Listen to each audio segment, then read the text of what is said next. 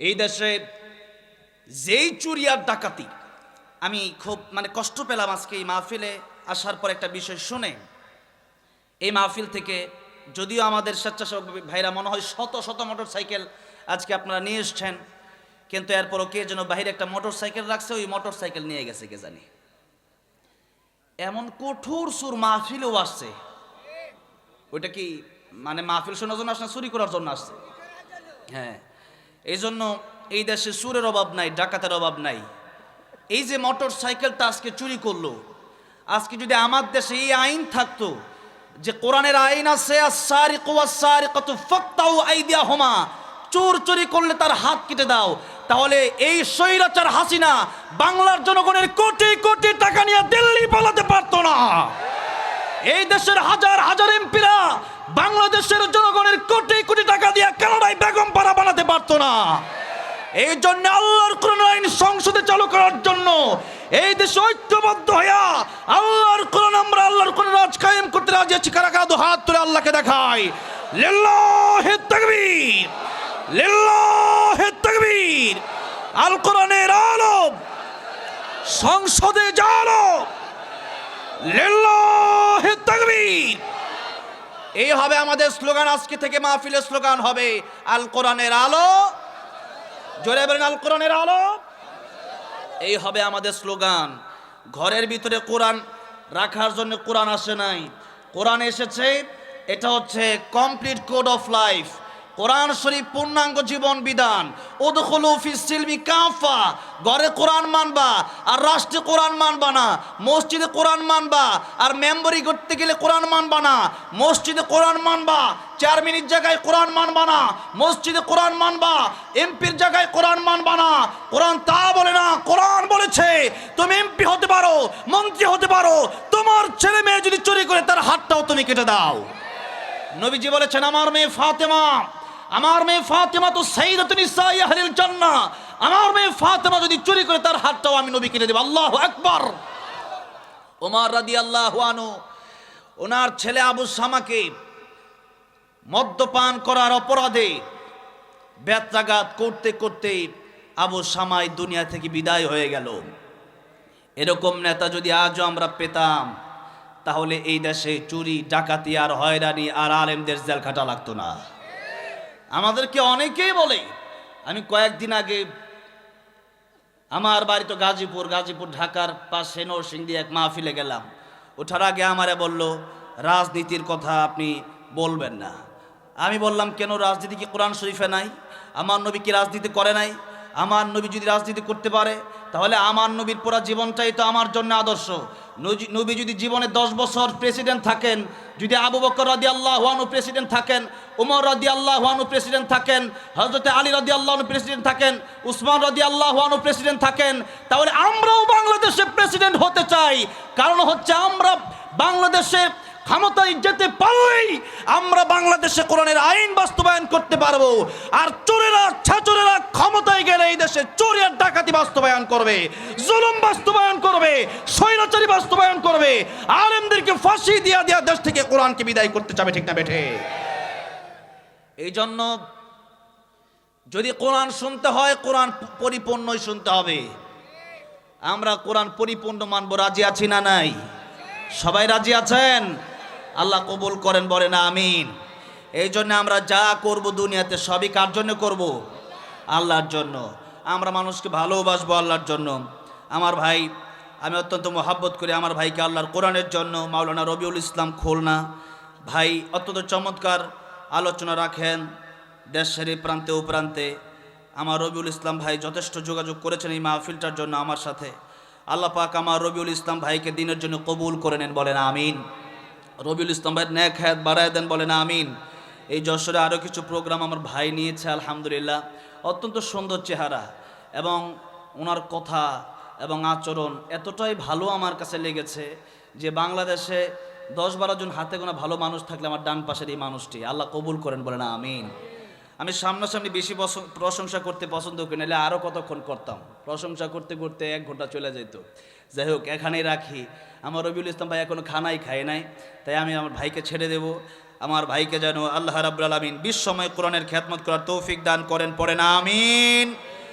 আলোচনা রেখেছেন মাওলানা নাজমুস সাকিব যশোরী, তিনিও যশোরের সন্তান। আল্লাহ রাব্বুল আলামিন আছেন উনি আমার ভাই না? ও মাশাআল্লাহ, ছিলেন তো তখন আমার সাথেই। ভাই আলোচনা করেছেন, আল্লাহ কবুল আর মঞ্জুর করেন। আমার ভাইকে আল্লাহ নেক হায়াত দান করেন। অনেক আলেমদের সাথে আমার দেখা হয়েছে, এই স্টেজে অনেক ওলামায়ে কেরামরা আসছেন, অনেক আলেমরা নিচেও বসে আছেন, যাদের পায়ের ধুলার সমান যোগ্যতাও আমার নাই। আমি তাদেরকে সবাইকে ধন্যবাদ জানাই, তাদের জন্য দোয়া করি। অনেক তালেবুল ইলম ভাইয়েরা এসেছেন, ছাত্র ভাইয়েরা এসেছেন, কলেজ, ইউনিভার্সিটি, স্কুল, পড়ুয়া অনেক ছাত্র ভাইরা কোরআন শেখার জন্য আজকে এসেছেন। আমার অনেক মুরব্বী বাবাজিরা যাদের দাড়ি পেকে গেছে, আল্লাহ নবী বলেছেন যাদের দাড়ি পেকে গেছে এরকম মুরব্বীরা যখন আল্লাহর কাছে হাত বাড়ায়, আল্লাহ তাদের হাত ফিরায় দিতে লজ্জা পান। সুবহানাল্লাহ।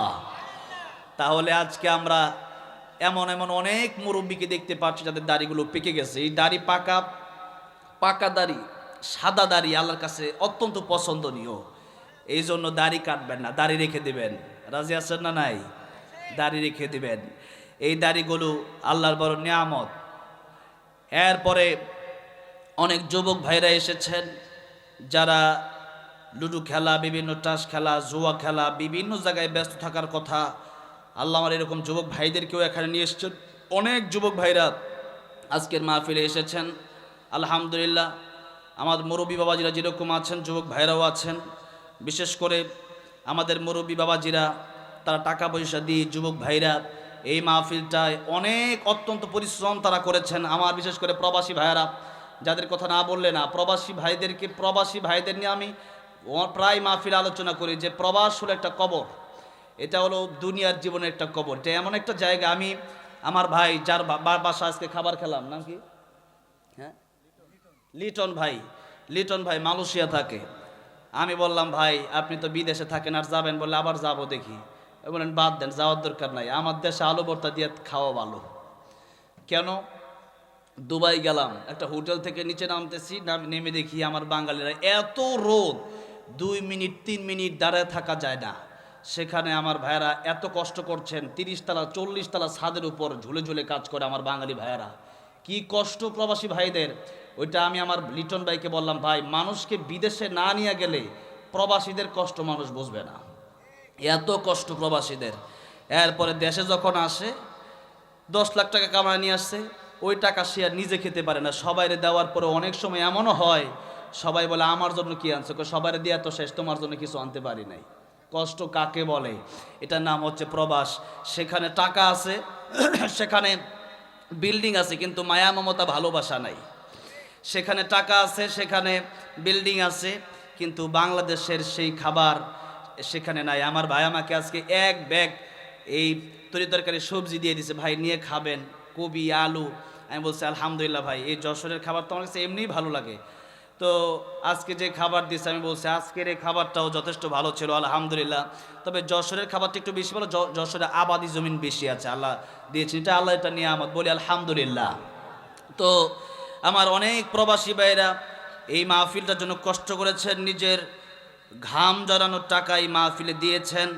আল্লাহ যেন আমার প্রবাসী ভাইদেরকে ভালো রাখেন, বলেন আমিন। আল্লাহ যেন আমার প্রবাসী ভাইদের জানে মালে বরকত দান করেন, বলেন আমিন। অবশেষে যারা আসলেন, বসলেন, সব মিলিয়ে ঘাম দিয়ে, শ্রম দিয়ে, মেধা দিয়ে, বুদ্ধি দিয়ে, টাকা দিয়ে, পয়সা দিয়ে এই মাহফিলকে যারা বাস্তবায়ন করলেন, যাদের উসিলে আল্লাহ পাক সফলতা দান করলেন এই মাহফিলকে, আল্লাহ রাব্বুল আলামিন প্রত্যেককে আজকে যারা আমরা একসাথে বসে আছি, একসাথে আমার নবীর সাথে জান্নাতে থাকার তৌফিক দান করেন, জুড়ে বলেন আমিন। আমরা আলোচনায় ঢুকে যাব, তার আগেই যে আল্লাহ আমাদেরকে আসার তৌফিক দিলেন, বসার তৌফিক দিলেন, যে আল্লাহ আমাদেরকে মুসলিম হিসাবে এই দেশে, এই পৃথিবীতে পাঠালেন, যে আল্লাহ রাব্বুল আলামিন, আল্লাহর সবচেয়ে বড় নিয়ামতের নাম হলো কোরআন শরীফ। আল্লাহর সবচেয়ে বড় নিয়ামতের নাম কি? কোরআন শরীফ। আল্লামাল কোরআন খালাকাল ইনসান। এই কোরআন শরীফ আল্লাহ আমাদেরকে দিয়েছেন। আল্লাহ রাব্বুল আলামিন, অনেক মানুষ নামে মুসলমান কিন্তু কাজে মুসলমান হতে পারে নাই। আমরা আলহামদুলিল্লাহ, আমরা নামেও মুসলমান, কাজেও মুসলমান। সেই জন্য আমরা এত রাত্রে আমরা আসছি মাহফিলে। আল্লাহ তৌফিক দিয়েছে, আল্লাহ তৌফিক না দিলে পারতাম না। এই জন্য চিৎকার মেরে আমার আল্লাহর প্রেমে মাতোয়ারা হয়ে আল্লাহর দেয়া জবান দিয়ে জোরে জোরে বলছি আলহামদুলিল্লাহ, এত হাজার হাজার মানুষের এই স্লোগান আমি মানতে পারি না। কারণ আল্লামা সাঈদী বলেছিলেন, বিড়ালের মতো 500 বছর বেঁচে থাকার কোনো দরকার নাই, সিংহের মতো আমরা 1 ঘন্টা বাঁচতে চাই। রাজি আছেন কারা কারা? সেই জন্য আমরা সিংহের মতো আওয়াজ দেব। হাত নামান, আল্লাহ কবুল করেন। আমি আপনাদেরকে একটু বেশি কষ্ট দিয়ে ফেললাম মনে হয়, বেশি কষ্ট দিয়ে ফেলেছি। আল্লাহ আপনাদের এই কষ্ট কবুল করে নেন। এই জন্য আমরা আওয়াজ দেব বিড়ালের মতো না সিংহের মতো? সিংহের মতো আমরা আওয়াজ দেব। 20 কোটি মুসলমান এই যশোর এই বেনাপোল দিয়ে আমি বহুবার ইন্ডিয়া ঢুকেছি। একবার ইন্ডিয়া ঢুকলাম, আমাকে গ্রেফতারও করা হয়েছে, এরপর থেকে আমি আর ইন্ডিয়া ঢুকি নাই। এই যে পাশের রাষ্ট্র যেখানেই যে থাকুক না কেন, তারা চায় বাংলাদেশটা তারা দখল করতে। এরপরে তারা চায় এই দেশে তারাই আমাদেরকে মারবে, আর তারাই বলবে সংখ্যালঘুদেরকে কেমন নির্যাতন করছে। আমরা মন্দির পাহারা দিয়েছি, আমি পাহারা দিছি, আর তোমরা আমার মসজিদ ভেঙে দিয়েছো, আমাদের হৃদয় তোমরা ভেঙে দিয়েছো, ঠিক না বেঠে? এরপরে আমরা তোমাদের নিরাপত্তা দেওয়ার জন্য তোমাদেরকে পাহারা দেই। আমরা তোমাদেরকে বলেছি যে তোমরা আমাদের হিন্দু ভাইয়েরা, হিন্দু বোনেরা এই দেশে থাকবে, কোনো সমস্যা নাই।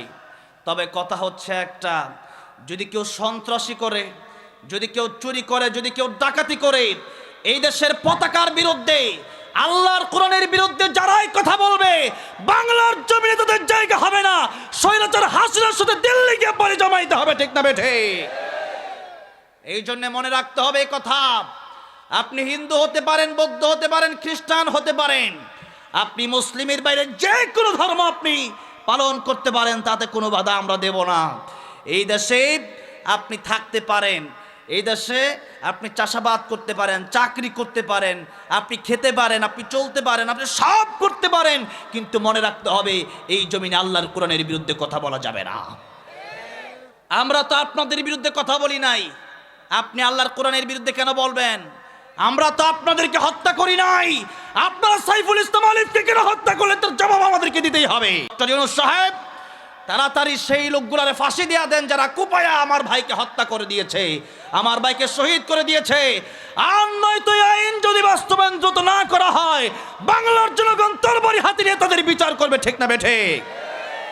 আমার ভাইরা, আমার মুরব্বী বাবাজিরা, এই দেশের জনগণ যারা, তারা যদি আগে থেকে কথা বলতো, আগে থেকে সোচ্চার হয়ে উঠতো, 20 কোটি মানুষ যদি নারা দেয়, আমরা হলাম যে আল্লামা সাঈদী বলেছেন, আমরা আছি মূলে। আমাদেরকে মৌলবাদী অনেকেই বলে যে এই কথাগুলো বলার কারণে। মূল হলো কোরআন, মূল হলো হাদিস। আমরা আছি কোথায়? মূলে। আমরা নারা দেব, ওই থাকো গাছের আগায়, মামু বাড়ি দিল্লি গিয়া পড়বা। জোরে বলেন। এই আল্লাহর কোরআন আমরা মেনে নিয়ে, আমরা 20 কোটি মুসলিম যদি এটা তো বাংলাদেশে, আর গোটা 200 কোটি মুসলিম যদি আমরা একত্রিত হয়ে যেতে পারি, বলেন আমাদেরকে ঠেকানোর মতো পৃথিবীর কারো সাধ্য আছে? নাই। এই জন্য আমরা আজকে বাপের ঘর থেকে মুসলিম হয়ে জন্ম নিয়েছি, এতটুকু আমরা জানি। কিন্তু আমরা এমন লোক এখানে আছি যারা কালিমার অর্থ জানি না, কোরআন শরীফ পড়তে পারি না, এত মানুষ নামাজে যায় না, এত মানুষ পর্দা করি না, এত মানুষ আলেমদেরকে ভালোবাসি না, এত মানুষ কোরআনকে ভালোবাসি না। তাহলে বোঝা গেল আমরা কেবলমাত্র জন্মগতভাবেই মুসলিম হয়েছি, কাজে এখন অনেকেই মুসলিম হতে পারি। এই জন্য কবি বলেছেন, নামে মুসলমান নাকি কামে মুসলমান তুমি, নামে মুসলমান নাকি কামে মুসলমান, নামে কামে মিল না হলে, নামে কামে মিল না হলে বইবে যে তুফান তুমি, নামে মুসলমান নাকি কামে মুসলমান। নাম রেখেছে আব্দুর রহিম, কালমা জানে না, এই সমাজে এমন লোকের সংখ্যা অগণা। নাম রেখেছে আব্দুর রহমান, কোরআন পারে না, এই সমাজে এমন লোকের সংখ্যা অগণা। আছে না নাই? এমন সমাজ বদলাতে কে, এমন সমাজ বদলাতে কে রাখবে অবদান তুমি, নামে মুসলমান নাকি কামে মুসলমান তুমি, নামে মুসলমান নাকি কামে মুসলমান। এই জন্য নামে মুসলমান হলেই চলবে না, কাজে মুসলমান হওয়ার দরকার আছে না নাই?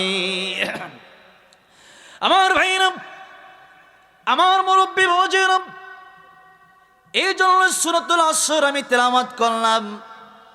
একখানা হাদিস শরীফ আপনাদের সামনে তেলাওয়াত করলাম খুতবার শুরুতেই। সূরাতুল আসরে আল্লাহ রাব্বুল আলামিন বললেন, মুসলমান শুধু নামে হলেই হবে না, কাজে তোমাদেরকে মুসলমান হতে হবে। কি কি কাজ তোমাদের করতে হবে, এই পৃথিবীতে কারা সফল কাম হবে আর কারা ক্ষতিগ্রস্ত হবে, এই কথাগুলো আল্লাহ রাব্বুল আলামিন কোরআন শরীফের সূরা আসরে আল্লাহ রাব্বুল আলামিন বললেন। এবার আসুন আমরা শুনবো সূরাতুল আসরের তাফসীরে আমরা ঢুকবো। তার আগে আল্লাহ রাব্বুল আলামিন কেন নাজিল করলেন সেই কথাগুলো আমরা জানবো। আল্লাহর নবী বিশ্বনবী রাহমাতুল লিল আলামিন 40 বছর পর্যন্ত তিনি তো আদম আলাইহিস সালামকে যখন মাটি আর পানির ভিতরে যখন আদম আলাইহিস সালাম তখনই নবী বলেন, তখনই আমি নবী ছিলাম। সুবহানাল্লাহ বলেন। নবী তো আগে থেকেই নবী, তবে কথা হচ্ছে এই নবুয়তির দায়িত্ব আল্লাহ রাব্বুল আলামিন দিলেন 40 বছর বয়সে। কত বছর বয়সে? আপনাদের কষ্ট হচ্ছে? কষ্ট হলে আমারে বলবেন, আপনাদের কষ্ট হলে আমার সুবিধা, আমিও তাড়াতাড়ি শেষ করে দেব। কষ্ট হচ্ছে? তবে একটু ধৈর্যের সাথে বসেন, আশা করি আপনাদের উপকার হবে। কোরআনের কথা শুনলে উপকার আছে না নাই? নবী বললেন, আবু যর শোনো, এক একটা কোরআনের আয়াত যদি তুমি শেখার চেষ্টা করো, এক একটা কোরআনের আয়াত যদি তুমি বোঝার চেষ্টা করো, প্রত্যেকটা আয়াত বোঝার কারণে, প্রত্যেকটা আয়াত শেখার কারণে আল্লাহ রাব্বুল আলামিন তোমাদের আমলনামায় 100 রাকাত নামাজ পড়লে যে সওয়াব হতো তার চেয়ে বেশি সওয়াব আল্লাহ রাব্বুল আলামিন তোমাদের আমলনামায় দান করে দেবেন। 100 রাকাত নামাজ আমরা কয়জন পড়ি? একটা কোরআনের আয়াত শিখলে কয়শো রাকাত নামাজের সওয়াব? 100 রাকাত নামাজের সওয়াব। আমরা প্রতিদিন কয়শো পড়ি, কয়শো রাকাত পড়ি? আমাদের দেশে একটা এমপি ছিল, একজন এমপি ছিল, ওই এমপি নাকি 70-80 রাকাত করে তাহাজ্জুদ পড়তো। এটাও আমরা শুনছি। আবার কাবা শরীফের পাশে গিয়ে সিগারেটও খায়। হ্যাঁ, এখন তার আর খুঁজে পাওয়া যায় না। পাওয়া যায়? পাওয়া যায় না। যেগুলা পালাবো না ওগুলাই পালাইছে। ঠিক না? ঠিক। কোরআনের পক্ষে থাকবেন, শান্তি থাকবে চিরজীবন। কোরআনের বিরুদ্ধে করবেন, 10 বছর 15 বছর শান্তি থাকলেও জীবনটাই হয়ে যাবে জাহান্নামের আগুন। ঠিক না? ঠিক। এই জন্য আমরা কোরআনের পক্ষে থাকতে রাজি আছি না নাই? আল্লাহ কবুল করেন, বলেন আমিন। 100 রাকাত নফল নামাজ পড়লে যে সওয়াব হয়, একটা কোরআনের আয়াত বোঝার চেষ্টা করলে তার চেয়ে বেশি সওয়াব আল্লাহ দান করেন। আমরা যদি আজকের এই মাহফিলে বসে, আমি তো মাহফিলে বসলেই আমি ফলো করি আল্লামা সাইদিকে। কাকে ফলো করি? আল্লামা সাইদি রহমতুল্লাহ আলাইহি। তিনি এই দেশের বিখ্যাত মুফাসসির ছিলেন। ওনার চেয়ে বড় মুফাসসির কেউ আছে কিনা আমি জানি না। আল্লামা সাইদি রহমতুল্লাহ আলাইহি কথায় কথায় বলতেন কোরআন শরীফের আয়াত। কি বলতেন? কোরআন শরীফের আয়াত। আজকে আমার দেশে বক্তা আছে কিন্তু কোরআনের আয়াত নাই। আমার দেশে বক্তা আছে, ঘটনা একটা শুরু করছে 10টা বাজে আর রাত 12টা বাজে, ওই ঘটনা শেষ হয় না। এক ঘটনা বললে 5 মিনিট লাগে, ওইটা কয় 50 মিনিটে। এত লম্বা ঘটনা, এরপরও কোরআন হাদিসে ওই ঘটনার কোনো ভিত্তি নাই। এই জন্য আলোচনা করার সময় যদি বক্তা কোরআনের আয়াত না বলে, সেই বক্তার আলোচনা শোনার কোনো দরকার নাই। যেখানে যত বেশি কোরআনের আয়াত হবে সেখানে তত বেশি আল্লাহর রহমত নাজিল হবে। এই জন্য আমরা বক্তাকে আগেই বলে দেব যে আপনি কোরআনের আয়াত বেশি বেশি বলবেন। কোরআনের আয়াত বললে সেখানে আল্লাহর রহমত নাজিল হতে থাকে। যত বেশি কোরআনের আয়াত বলা যায় ততই সওয়াব। প্রত্যেকটা হরফে কমপক্ষে 10টা করে সওয়াব। আর এক একটা আয়াত বুঝার চেষ্টা করলে 100 রাকাত নফল নামাজ পড়ার চাইতে বেশি সওয়াব। খালি সওয়াব আর সওয়াব, সওয়াব আর সওয়াব। যদি বলা হতো যে এখানে আসলে 5000 করে টাকা দেওয়া হবে, তাহলে দেখতেন একজনও উঠতো না, লোকের অভাব হতো না। 5000 করে টাকা, বুঝতেছেন তো? বুঝে আসতেছে? আজকে আমরা কোরআনের পিছনে দৌড়াই না টাকার পিছনে দৌড়াই? টাকার পিছনে আমরা দৌড়াই। আল্লাহ রাব্বুল আলামিন বললেন, আল্লাযী খালাকাল মাউতা ওয়াল হায়াতা লিয়াবলুয়াকুম আইয়ুকুম আহসানু আমালা। এই দুনিয়ায় আমি আল্লাহ মরণ সৃষ্টি করলাম, এরপর হায়াত সৃষ্টি করলাম। এই মওত আর হায়াত সৃষ্টির পেছনের কারণ হলো আমি আল্লাহ রাব্বুল আলামিন তোমাদেরকে পরীক্ষা করতে চাই। পরীক্ষা, এই পরীক্ষায় যারা উত্তীর্ণ হবে এরাই যাবে আমার জান্নাতে।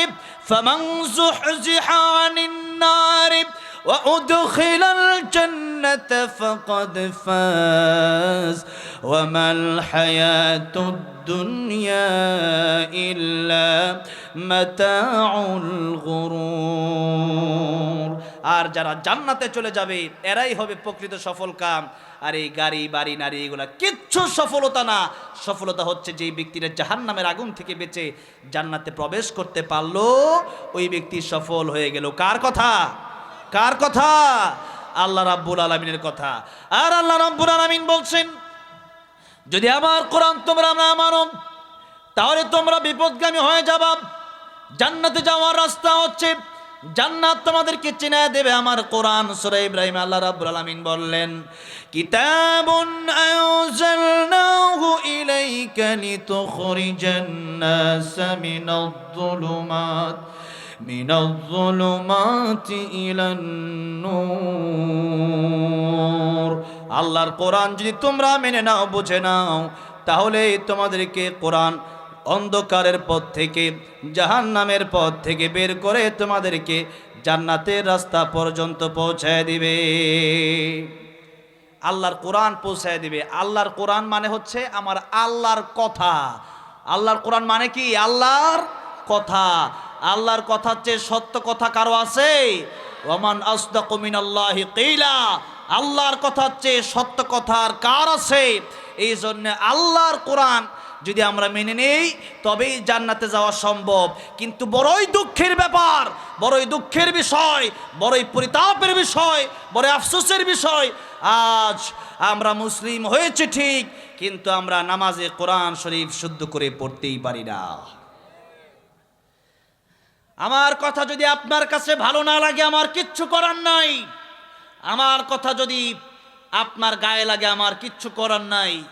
আমার কথা যদি এরকম হয়ে যায় যে আপনি মনে করতেছেন এই কথা আমার শোনার দরকার নাই, আপনি চলে যেতে পারেন। তবে কথা হচ্ছে আল্লাহর নবীকে বলেন, ফাযাক্কির ইন্নামা আনতা মুযাক্কির লাস্তা আলাইহিম বিমুসাইতির। ওগো নবী, আপনি কোরআনের দাওয়াত, কোরআনের কথা মানুষকে বলতে থাকেন। আপনি উপদেশকারী। কোরআনের কথা দিয়ে মানুষ ভালো হবে, জেল দিয়ে জুলুম দিয়ে মানুষকে ভালো বানানো যায় না। ইতিপূর্বে আমরা লক্ষ্য করেছি এদেশে অসংখ্য চোর যাদেরকে নিয়ে যাওয়া হয়েছে জেলে, এরা জেলে যাওয়ার পর ডাকাত হয়ে বের হয়ে এসছে। ঠিক না? ঠিক। কিন্তু আল্লাহর কোরআন যারা শিখতে পেরেছে, আল্লামা সাইদি তাফসির শুনে দেশের অসংখ্য মানুষ কোরআনের তারা নামাজি হয়ে গেছে, ইসলামের পথে চলে আসছে। মিজানুর রহমান আজহারির কথা শুনে দেশের অসংখ্য মানুষ কোরআনের পথে চলে আসছে, আল্লাহর পথে চলে আসছে। তাবলিগ দাওয়াত তাবলিগ করে এই দেশে তাবলিগে গিয়ে কোরআন বোঝে অসংখ্য ডাকাত আল্লাহর ওলি হয়ে গেছে। জোরে কোন ঠিক না ঠিক? এই জন্য সব সমস্যার সমাধান, দুনিয়াতে শান্তি, পরকালে চির মুক্তি আছে আল্লাহর কোরআনে। কোথায় আছে? আল্লাহর কোরআনে। ওমর রাদিয়াল্লাহু আনহু এত বড় কাট্টা কাফের ছিলেন, নবীকে যাচ্ছেন হত্যা করার জন্য। কত বড় কাট্টা কাফের থাকলে পরে আল্লাহর নবীকে হত্যা করার জন্য যায়। ওমর রাদিয়াল্লাহু আনহুর সাথে আরেকজন লোকের সাথে দেখা হয়ে গেল, রাস্তার মধ্যে পথিকের সাথে দেখা। পথিক বলল, ওমর তুমি কি জানো না তোমার বোন ইসলাম ধর্ম গ্রহণ করেছে? ওমর গেল দরজার সামনে, গিয়া দেখে ওমরের বোন কি যেন তেলাওয়াত করতেছে।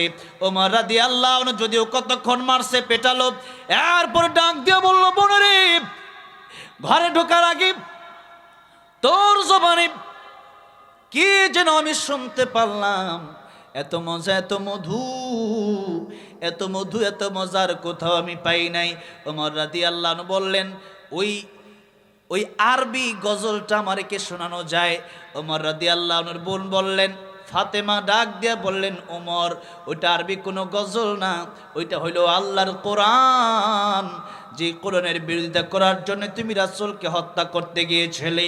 বলল বোনের, আল্লাহর কোরআন যদি শুনতে এত ভালো লাগে তাহলে বোঝা যায় আল্লাহর কোরআন মিথ্যা হতে পারে না, আল্লাহর কোরআন অবশ্যই সত্য। আর আল্লাহর কোরআনের বিরুদ্ধে আমি ওমর আজ থেকে আর করব না। আল্লাহর কোরআনের তিলাওয়াত আমি ওমরকে ভালো করে দিয়েছে। অসংখ্য গণিত ঘটনা। ফুজাইল ইবনে আয়াজ রাহমাতুল্লাহ এত বড় আল্লাহর ওলি, যার নাম নিলে পৃথিবীর মানুষেরা, পৃথিবীর আলিমেরা আজও পর্যন্ত বলে রহমতুল্লাহি আলাইহি। সেই ফুজাইল ইবনে আয়াজ ছিল ডাকাতের সর্দার। কিসের সর্দার? ডাকাতের সর্দার। ফুজাইল ইবনে আয়াজ রাহমাতুল্লাহ, অনেক লম্বা ঘটনা, এগুলো ঘটনা লম্বা লম্বা করে বলার উদ্দেশ্য আমার না, ছোট ছোট করে আমি বলি। যাচ্ছেন রাস্তা দিয়ে, রাতে ডাকাতি শেষ করে উনি শুনছেন তার বাড়ির আগে আরেক বাড়ি, ওই বাড়িতে কে যেন তেলাওয়াত করছে।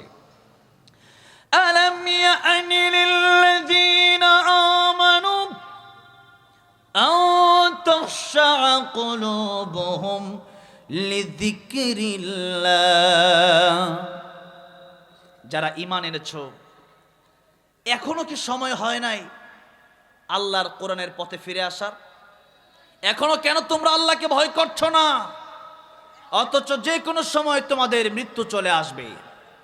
এখনো কেন আল্লাহর ভয় তোমাদের অন্তরে নাই? এখনো কেন চুরি ছাড়তে পারলা না? এখনো কেন ডাকাতি ছাড়তে পারলা না? ফুজাইল ইবনে আয়াজ কোরআনের আয়াত শুনে চিন্তা করলো, কথাটা মনে হয় আমাকেই বলছে। ফুজাইল ইবনে আয়াজ রাহমাতুল্লাহ চলে গেল ওই লোকের বাড়ির সামনে, গিয়া দরজায় কারাঘাত করলো। বাড়িতে কে আছেন? দরজা খোলেন। কারি সাহেব দরজা খুলে দিলেন। ফুজাইল ইবনে আয়াজ রাহমাতুল্লাহ আলাইহি বললেন, আপনি কোরআন শরীফের যে আয়াতটা একটু আগে তেলাওয়াত করছিলেন, ওই আয়াতটা আমারে আবার শোনান। চিৎকার মেরে পড়েন সুবহানাল্লাহ। কারি সাহেব তেলাওয়াত করলেন, আলাম ইয়ানি লিল্লাযীনা আমানু আন তাখশা কুলুবুহুম লিযিকরিল্লাহ।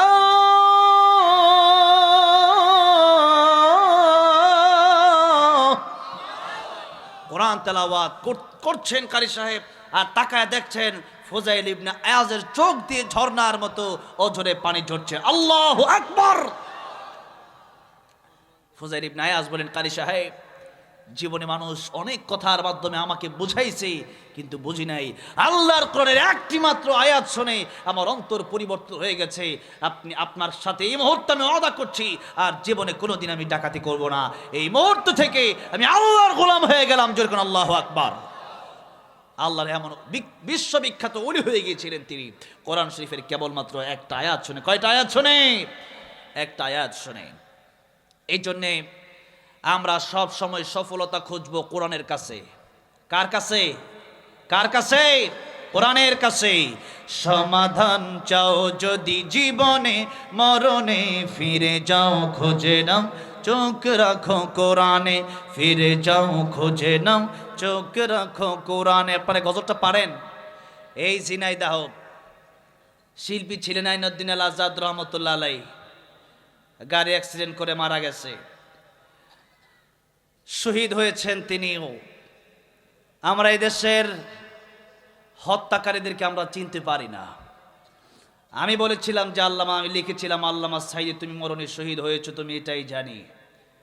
আমার একজন এমপি জিজ্ঞাসা করলো, সাইদি শহীদ হয়েছে মানে? আমি বললাম, আপনি জানেন না? বলে, উনি তো মারা গেছে হসপিটালে। আমি বললাম, আপনি জেনেও যদি না জেনে না বুঝার, আপনি যদি বুঝেও না বুঝার ভান ধরেন, আপনারা জাগাবে কে? আপনি ঘুমায় আছেন, আপনারা ডাক দিলে তো আপনি উঠবেন, কিন্তু ঘুমের ভান ধরলে ডাক দিলে কেউ উঠবে নাকি? আপনি আমার জিজ্ঞাসা করলেন তিনি শহীদ হয়েছে কেমনে? আপনারা কি জানেন না ইনজেকশনের সাথে বিষ দিয়ে আল্লামা সাইদিকে শহীদ করে দেওয়া হয়েছে? এই দেশে মানুষকে পরিকল্পনা মাফিক শহীদ করে দেওয়া হয়েছে। আইনউদ্দিন আল আজাদ রহমতুল্লাহর ব্যাপারে এমন কথাই আসছে, আমরা শুনেছি। চাক চাপা দিয়া এখনো মানুষের বিরুদ্ধাচারণ করা হচ্ছে। কয়েকদিন আগে আমাদের একজন আলেম আব্দুল হাই মোহাম্মদ সাইফুল্লাহ সাহেব, উনি কোনো এক মাহফিল থেকে আসার সময় ট্রাক এমন জোরে চাপ দিল, আমরা মনে করলাম যে এটা কোনো ষড়যন্ত্র ছিল। তো এই জন্য এই ষড়যন্ত্রগুলো আমার দেশে হয় আমরা বুঝি না। ষড়যন্ত্রের কালো হাত আমাদের ভেঙে দেওয়ার জন্যই রাজনীতির দরকার আছে। জালেমের কালো হাত ভেঙে দেওয়ার জন্যই আমাদের এই দেশের ক্ষমতা পাওয়ার দরকার আছে। স্বৈরাচারের কালো হাত ভেঙে দেওয়ার জন্যই এই দেশের মসজিদে আল্লাহর কোরআন নিয়ে আমাদের ক্ষমতার মসজিদে বসার দরকার আছে না নাই? আছে।